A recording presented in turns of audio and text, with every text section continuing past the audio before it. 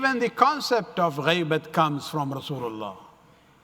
These concepts existed, and people made mistake in applying them to wrong people, wrong situations.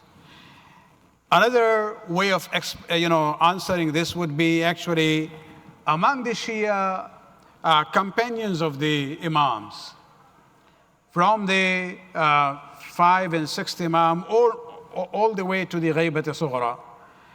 There were many, many companions of the Imams who actually wrote books.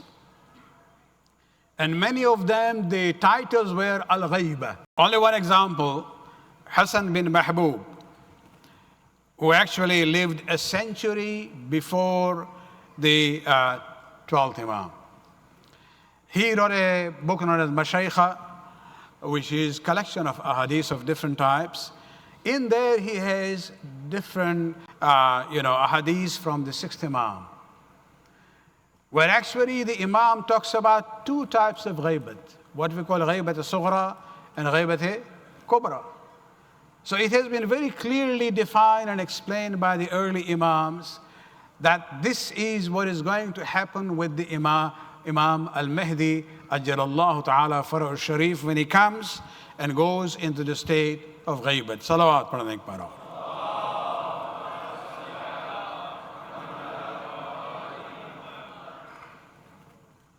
So let's go back. Did the Prophet mention this? I'll give you only two narrations here, Shia sources. The first one is from Sheikh Saduq.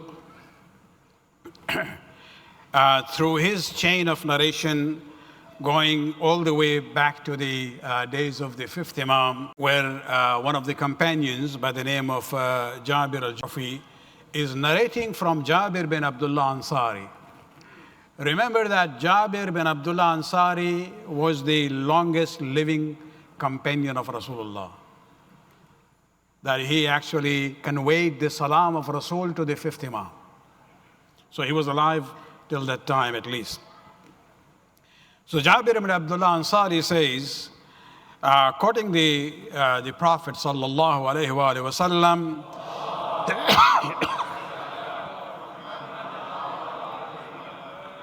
Al-Mahdi min wuldi. The Mahdi would be from my descendants. Ismuhu ismi. His name would be my name. Kunniyatuhu kunniyati. His ignomen or kunniyat would be like me, like mine. I'm called Abu al-Qasim. He will be called Abu al-Qasim. Ashbahu nas bi khalqan wa khulqan. He will be the most resembling person to me in features as well as in character. And then the Prophet says, Takunu bihi ghaybatun. When he will come, he will go into the state of ghaybat wa hayratun. With ghaybat will be perplexity and confusion. Because people then will not be 100% clear about these issues. And tadillu fiha al-umam. And the Prophet said many, many people will be misguided because of the ghaybat. Summa yuqbilu kashahab al-thaqib. And then he will appear before the end of the time like the shooting star, all of a sudden. يَمْلَأُهَا عَدْلًا وَقِسْطًا كَمَا مُلِئَتْ ظُلْمًا وَجَوْرًا. And he will fill the earth with justice and equality, just as it would be filled before with injustice and tyranny. This is one narration from the Prophet, where he talks about ghaybat also. Another one, again, quoting Sheikh Saduq and through his chain of narration, going all the way to Sayyid bin Jubair, who narrates from Abdullah bin Abbas, another prominent companion of Rasulullah, the cousin of the Prophet. And he says, very interestingly, this is a more elaborate hadith for the Prophet, where he says, Inna Ali bin Abi Talib, Imam ummati wa khalifati alayha min ba'di. That Ali bin Abi Talib is the Imam of my community. He is my Khalifa and successor among them after me. وَمِنْ وُلْدِهِ, and from his descendants will be Al-Qa'im Al-Muntazar.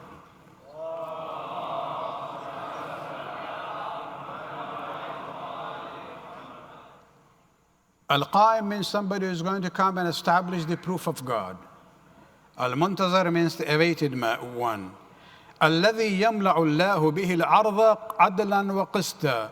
Allah, through him, will fill the earth with justice and equality, كَمَا مُلِيَتْ جَوْرًا وَظُلْمًا, as it had been filled before with tyranny and injustice. وَالَّذِي بَعَثَنِي بِالْحَقِّ بَشِيرًا. This is the important point. The Prophet says, by the one who raised me truly as the bearer of good news for the people, إِنَّ الثَّابِتِينَ عَلَى الْقَوْلِ بِهِ فِي غَيْبَتِهِ. Those who will be steadfast with him in his ghaybat. So the Prophet is talking about the ghaybat. And those who will be steadfast at that time, لَعَزُّ مِنَ الْكِبْرِيتِ الْأَحْمَرِ, they will be more honorable than the red brimstone. Now this term, kibrit ahmar, is a mythical term. Means they will be more honorable than most precious of the stones. When the Prophet said this issue about ghaybat of the Mahdi, Jabir bin Abdullah Ansari stood up. This is Abdullah bin Abbas narrating. At that time, فَقَامَ إِلَيْهِ Jabir bin Abdullah al-Ansari. And he asked him, Ya Rasulullah, وَلِلْقَائِمِ مِنْ وُلْدِكَ غَيْبَةً? He was surprised. And he says, oh Allah's Messenger, so the Qa'im from your descendants will have a ghaybat? So it was not something unknown at that time. And the Prophet responded by saying, Ay wa Rabbi. Yes, by my Lord. And then he recited an ayat of Quran where Allah subhanahu wa ta'ala says that he will test the mu'mineen to find who is the truthful ones and separate them from the kafirin. Ya Jabir, O Jabir, you should know this issue of ghaybat. هذا الأمر أمر من أمر الله. This is an issue from the commands of Allah subhanahu wa ta'ala. وَسِرٌّ مِّن سِرِّ اللَّهِ. This is one of the secrets of Allah subhanahu wa ta'ala. مَطْوِيٌّ عَنْ عِبَادِ اللَّهِ, which is actually, hidden from the people. They do not realize the importance of this. فَإِيَّاكَ وَالشَّكْ فِيهِ. Therefore beware and don't doubt in this ghaybat. فَإِنَّ الشَّكَّ فِي أَمْرِ اللَّهِ كُفْرٌ. Because doubting the command and the secret of Allah is a sign of kufr by itself. Salawat padhne.